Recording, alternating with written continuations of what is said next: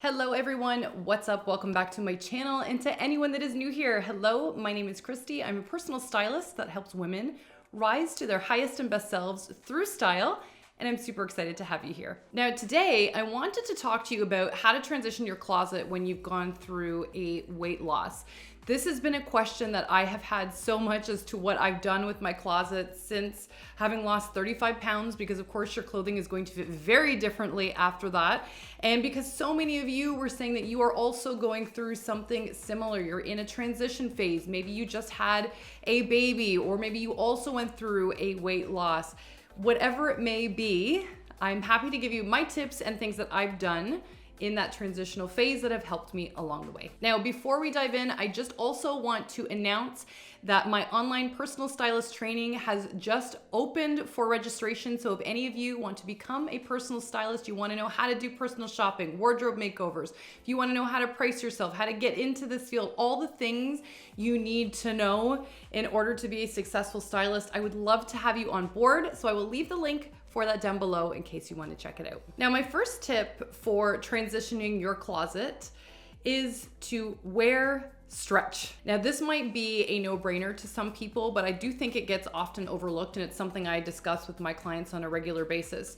When you are going through a weight loss or even a weight gain, stretch can be your best friend when it comes to your closet. I know it was probably one of the first things that I picked up was another pair of stretchy denim and some dress slacks that had a little bit of stretch to them as well. Now, normally you guys know I love my wide leg pants, and I like traditional fabrics that just hang and have a really beautiful drape to them. But when you're losing weight or when you're in a transitional phase, those, more generous fabrics, those flowing fabrics that don't have a lot of stretch just end up looking like they're hanging on you like a sack of potatoes. It really shows the weight loss, but not in a flattering way, because it just looks like your clothing doesn't fit.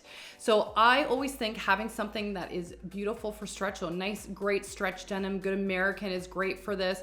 You certainly don't have to invest in denim during a transition phase like that. I opted for some jeans from Fashion Nova. They were fantastic for me and have been fantastic.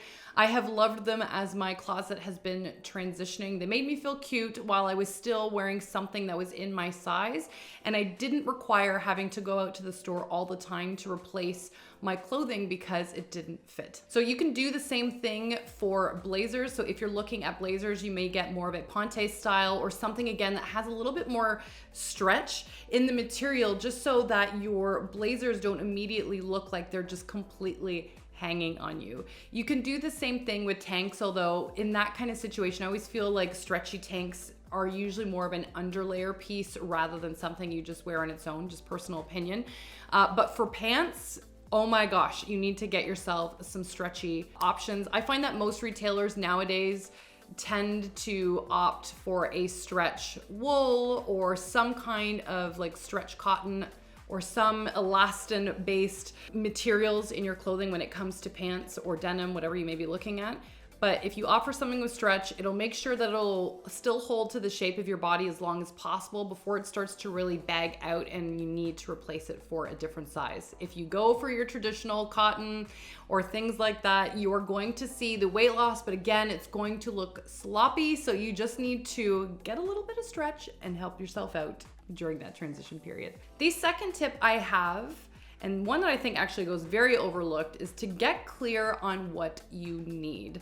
Now, this was a big one even for me when my closet was going through a transition, because I didn't want to buy a whole new wardrobe while I was transitioning. Nobody does. You don't want to buy a new closet when you don't know what size you'll be in a month or two. You just don't want to do that. It's not practical.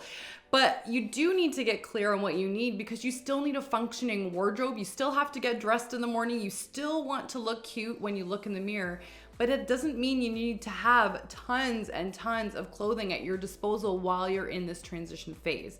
So one of the things I love to do is get clear, get out a pen and paper and write down, how do you spend your time? Do you need work clothing? And if so, what level of dress are you in? Are you in business casual? Are you in professional? Are you in formal corporate? Are you smart casual? Where do you spend your time? And then if you're have time outside of work, so your casual time, what kind of things do you need? Are you just running errands and going for walks, or do you need something for when you go out for dinners, or whatever the case may be. Get specific, because you want to make sure, again, that your wardrobe is not a source of frustration and that it doesn't send you into a panic running to the mall or shopping online late with a glass of wine in hand, looking for something that you need within the next couple of days because you've left or not thought about what you need in your wardrobe. So just take the 15 minutes, really plan out where you spend your time to get a true picture of what you need in your closet right now and for the next couple of months. Now, the third tip and reason why I say to get specific about your closet is because once you've done that, one of the biggest things that I find helpful, whether you are going through a transition phase or not, and I know you guys have heard me talk about this on my channel before, but I want you to create a module for yourself. It is a form of a capsule wardrobe, or a version. It's what helps build a capsule wardrobe, I should say, but it is such a game changer. And this is so important to use when you are in that transition phase, because it will ensure that you are maximizing your dollar and the pieces that you're bringing into your closet while you're in that transition phase, so that you have a lot of outfit options with spending the least amount of money possible on your clothing and not requiring an expansive, large wardrobe to serve all the needs that you have on a daily basis. So for those of you that don't know what a module is, it's where you take 3 tops. Now it could be any 3 tops, could be tanks, t-shirts, blouses, sweaters, whatever you want. You're going to take 2 bottoms that have to mix and match with all of those 3 tops. So this could be a skirt, could be jeans, could be dress pants, could be whatever you want, doesn't matter. Dresses don't fit into this, I should say that. And then you want 1 outer layer. So it could be a cardigan, could be a blazer, could be a denim jacket, could be a coat, whatever you want.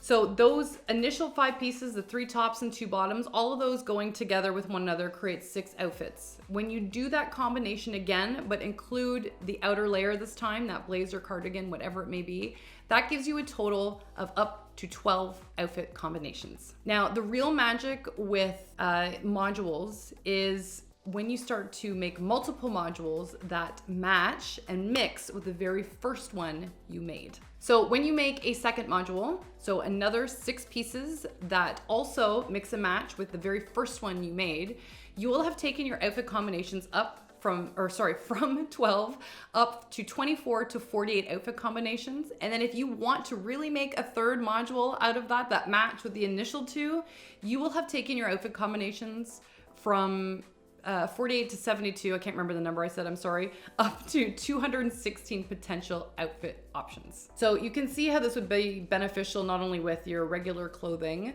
on a daily basis, a very smart way to shop and organize your closet, but this becomes essential and very, very handy when you are in a stage of transition in your closet, when you have gone through some kind of weight loss or weight transition of some kind. It allows you to be very specific with a small amount of clothing, and so you will get the most amount of clothing options or outfit options from that specific section. So I'll show a clip of one that I had done back in the spring last year, and I'll be doing another one this year. But another spring capsule that I had done, I'll show you all the outfit options that had become from that. There's about 72 of them, I think, that I tried on for you guys, or maybe just shy of 72. But it really doesn't require a lot of clothing. So if you're looking to get the best bang for your buck and you really don't want to feel like you have to go out and buy a new closet, this is such a game changer. Please do yourself a favor and do this. This is something that does take much more of an intentional planning when it comes to your closet, but I promise you, it makes all the difference in the world. Now, when it comes to shopping for your closet, I hate to say it, but you really don't want to spend a lot of money at this time to put into a module or to clothing that you are transitioning with. There's just not any point, because you don't know how long you're going to be wearing it for.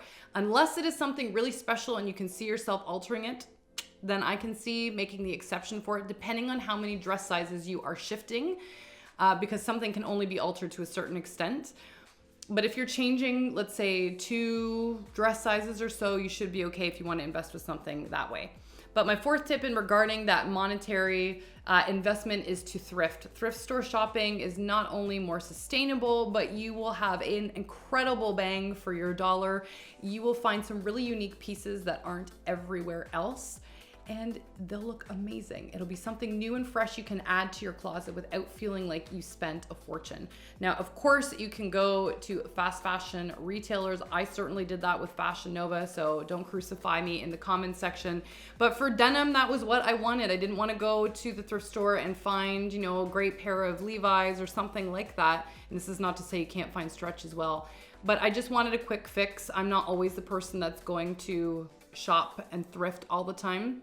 It was easier for me to click the button and I don't regret it and order it online. So you can obviously do that as well, but thrifting is more sustainable. It's fun. If you have the time to do it and you love to do it, then please opt for that. It can be a fabulous way to go about shifting your closet. Now, something else that came very handy for me, because I'm someone that likes to wear a lot of belts, and I know most people do nowadays as well. They like to wear belts as well. So one thing I recommend that you can get is a leather puncher or a belt hole punch. And this was amazing. I actually ordered this from Amazon. I think it was $23. That's Canadian, so it'll be cheaper, of course, if you're located in the US.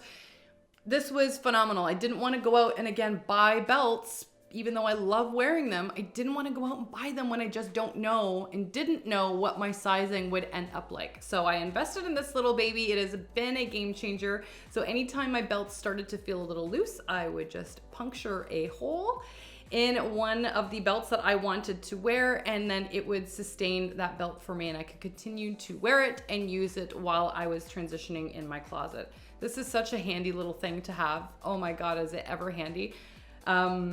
I haven't used it now that I think my weight for most part has settled, but we'll see. But wow, this was just such a big thing for me. It's so awesome to have. So if you don't have one of these in your home, I highly suggest it. It was such a fabulous thing to have handy. Now, the last tip I have, and this will be a little bit closer to once you get a little bit closer to your goal, in whatever capacity that might be, but you want to alter your clothing. Not only is it more sustainable to alter your clothing, I think a lot of people talk about, oh, you're gonna want this brand new wardrobe once you lose weight. And that can be true. You will want some new and exciting pieces. I definitely want the same thing, but I really like my closet too. But I also take time to curate the pieces that I have in my wardrobe. So don't negate the things that you may have in your closet currently. If you have blazers that you love, or blouses you love, or pants that you love, why not alter them? Rather than going out and having to buy a new pair, depending on the investment, why not spend the $15, $20 and have that piece altered instead? I've now had, I would say about 3/4 of my closet now altered since I've gone through the transition that I have with my closet. And I would say, I still want to wear all my clothes. There's nothing that I looked at and I thought, I don't know that I really want to wear that anymore. There was maybe a handful of things that I have put aside, but most of it I really, really genuinely wanted to wear again. So I recommend find a seamstress. I love mom and pop small seamstress shops. I find that they tend to be a little bit more knowledgeable. I find that they pay more attention to the work that they are doing. If you can find a seamstress, especially that deals with wedding dresses, that works out of her home or a small store or something, even better, because they're really good with detailed work and really know their stuff, in my experience anyway. But oh my gosh, go support someone local, have them alter your clothing, and then you can reuse and re-love the pieces you already have without needing to go shopping and spending twice as much on a brand new wardrobe. That's what I've done. I love my closet still. There are definitely new pieces I will purchase in future that I want to experiment with, but I'm so happy with what I had. So don't negate the possibility of altering the pieces that you have, unless, like I said, you've gone through an extreme weight loss or something, because there's no reason you can't wear and enjoy those beautiful pieces at your new size, whatever that may be. And for me, I know overall, I think I've spent almost $400 in alterations, but that's almost been my entire wardrobe. And I don't have a small closet. I wouldn't say it's overly generous, but it's not small either. And I love it because now I can continue wearing all the pieces that I thoughtfully picked out in the first place, and you guys can too. And like I said, bonus is it's a little bit more sustainable, less is going in the trash or for donations that just typically ends up in a landfill anyway. So yeah, it's fantastic. So Alter. Anyway, my angels, that is it for this video. I hope you enjoyed it. If you want to be a personal stylist, don't forget to sign up for my online personal stylist training. We cover everything I've learned in the past 12 years when it comes to styling. We cover everything you need to know in this business. So I will leave the link for that down below. And other than that, my Style Squad angels, I love you all to the moon and back, and I will see you again in the next video. Bye guys.